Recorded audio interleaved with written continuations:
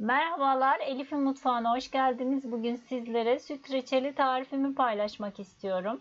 Kahvaltılarınızda tüketebileceğiniz ve aynı zamanda kurabiye ve keklerinizde de kullanabileceğiniz çok lezzetli, harika bir reçel oluyor. Mutlaka ama mutlaka denemenizi tavsiye ediyorum. Beğeneceğinizi düşünüyorum. Derince bir tencerenin içerisine 1 litre yağlı sütümü aldım. Üzerine 1 su bardağı toz şeker ekliyorum.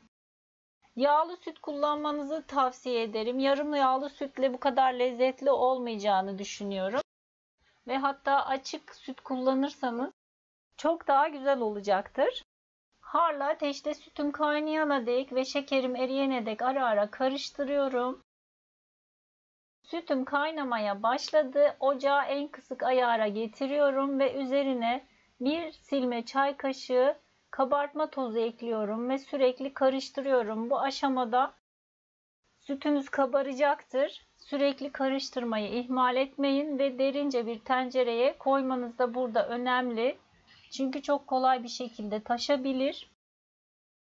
Daha sonra gördüğünüz gibi sütün kabarması gitti. Kısık ateşte pişirmeye devam ediyorum ve sık aralıklarla sürekli karıştırıyorum.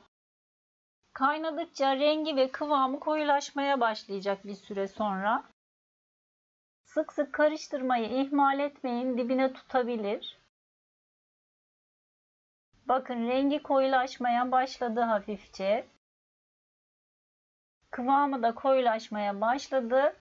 Ve sütümün miktarı da azalmaya başladı kaynadıkça. Artık kıvamı oldu sanırım. Bunu anlayabilmek için bir kabın içerisine 1 kaşık kadar süt reçelimden alıyorum ve derin dondurucuya kaldırıyorum çabucak soğuması için. Bakın soğumuş hali bu şekilde koyulaştı. Kıvamı gayet güzel olmuş. Artık ocaktan alıyorum süt reçelimi.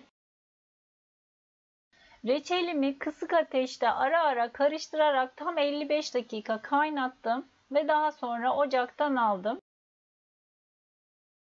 İyice karıştırarak bir kavanozun içerisine boşaltıyorum.